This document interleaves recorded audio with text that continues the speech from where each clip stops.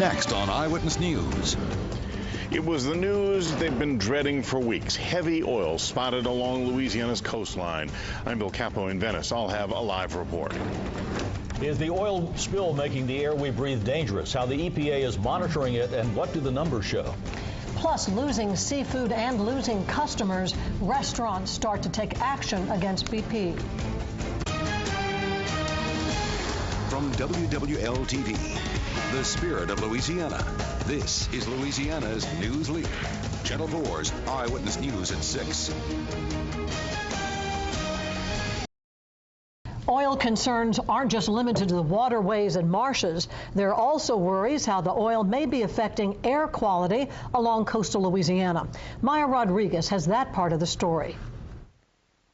There are the oil effects you can see and the ones you can't, like when oil compounds break down and go airborne. We don't want to be alarmist, but we want to be realistic. For several weeks now, the Federal Environmental Protection Agency has been tracking what's in the air by using a mobile truck and 7 monitoring stations, located mainly in St. Bernard and Plaquemines parishes. They are looking for evidence of several compounds, including hydrogen sulfide and volatile organic compounds, or VOCs, like benzene, which can cause cancer. These pollutants could pose a health risk to local communities, and this monitoring is essential to ensure that communities are protected as BP takes direct response actions. All can irritate the eyes, nose, throat, and lungs, and in some cases lead to nausea and dizziness. So what have they found?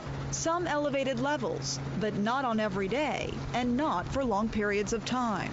The levels have not been that high. Is it something that we want out there? Absolutely not. But it's pretty far offshore. Take hydrogen sulfide, commonly known as swamp gas. A normal level ranges from 5 to 10 parts per billion.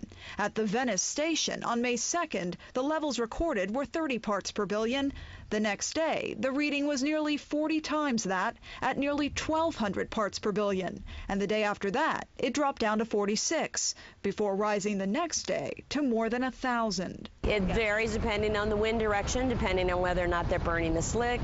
I think what they're saying is that it's an okay exposure for a short amount of time, and we have a concern about that sort of exposure for any amount of time. But one chemist who heads up a lab and environmental consulting firm in New Iberia says the numbers she's been analyzing give her pause. They're there at a little over the levels that you would expect to start getting those health impacts.